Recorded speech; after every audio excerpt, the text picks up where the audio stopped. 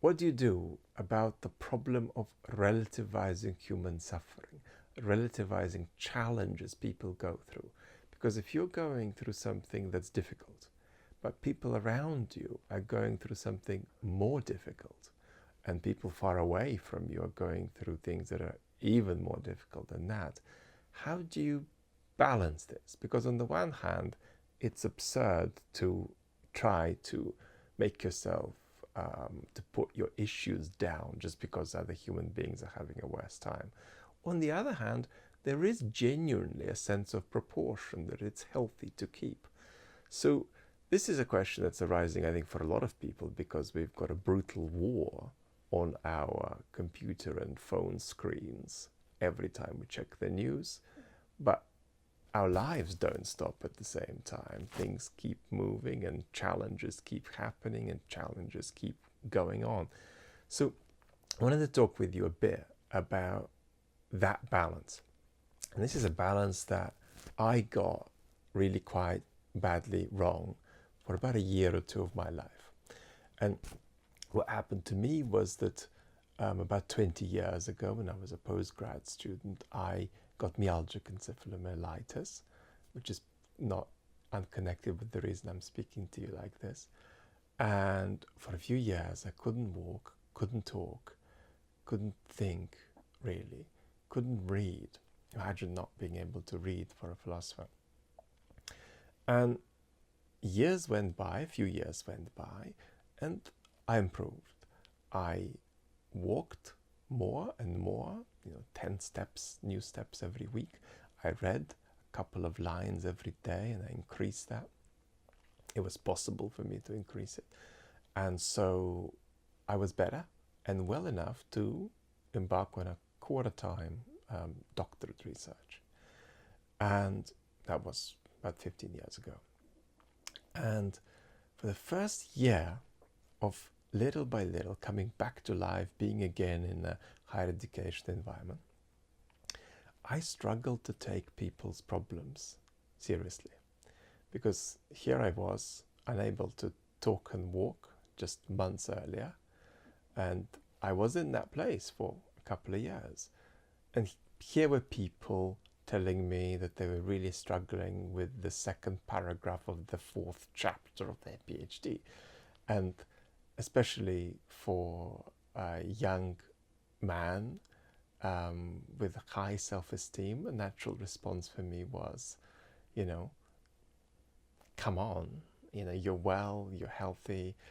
If you really do need this PhD, surely you've got to be able to just get your stuff together and do it. It won't be that much of a struggle. And that might have been true for me. I mean, I was somebody who could have done things quickly if I had my health fully. But that's not necessarily true for other people. And of course, there's this really important truth that what's difficult for others might be easy for you, and what's difficult for you might be easy for others. But basically, I struggled with relativizing, and I struggled to take people's small problems seriously.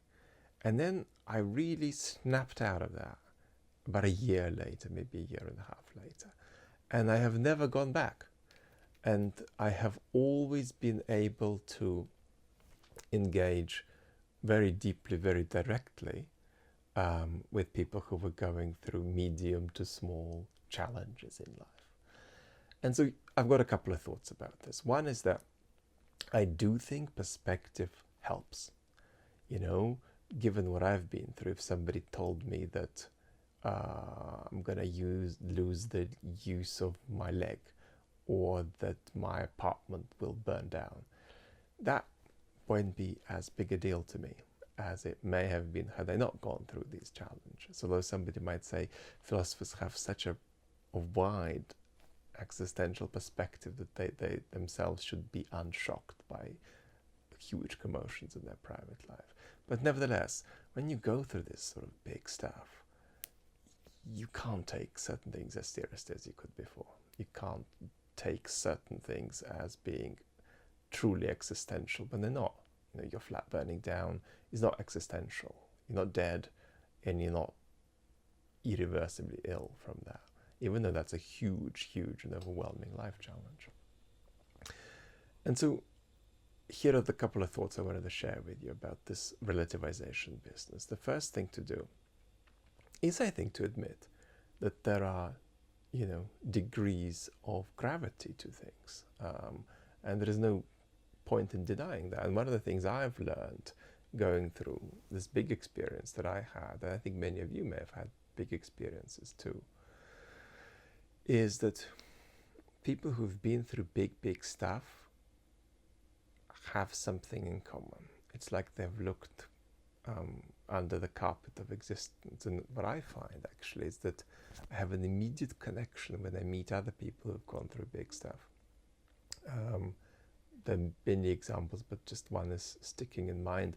I was once introduced to somebody who had been in solitary confinement and tortured in Burma for many years. And as soon as we were in the same room, we met eyes and realized, boom, we get each other completely. And that's because big stuff that happens to humans is big stuff. And about, when you're talking about the existential gravity of a situation, it doesn't matter whether somebody went through a vast health crisis or whether they were going through a political catastrophe where they were in jail and being tortured. So perspective matters. There's no doubt about that. That's the first thing. The second thing is that it's really important to not be punitive with oneself about this kind of relativization. Because of this. There's a dialogue inside us. And one form that dialogue inevitably takes is that it's a dialogue between a parent and a child. And inside you, there is a child who may be asking why it is that he can't or she can't have a carrot cake, which he really wants. And if that's a 6-year-old child, what would we tell them? Let's say we don't have the ingredients for a carrot cake and we can't get them. What would we tell them? We wouldn't tell that 6-year-old, go screw yourself, you silly, underdeveloped human. Don't you see that we don't have the ingredients and there are many kids who are starving out there, so what are you talking about, what carrot cake? No, we would say, oh sweetheart, I'm not sure we can do it, but why don't we do it as soon as we can get the ingredients, and I promise we'll make a really good one. So what am I saying? I'm saying that it's really crucial that you don't in your mind relativize the challenges you're going through against bigger challenges people are going through, people whose houses are being bombed into oblivion, by becoming ungentle with that child inside you asking about the carrot cake. So just because other people are going through worse things than you does not mean that it's okay for you to be dismissive, unloving, ungentle of what it is that you're going through. And the expectation too is that anybody who loves you should also be gentle, caring, engaging, attentive, willing to see fully what it is you're going through and how you feel, and to try to cut that off, to try to play it down and dilute it just because worse things are happening is invariably a bad idea. And I think this piece of wisdom is as banal as it is true. So, lots of love and talk soon.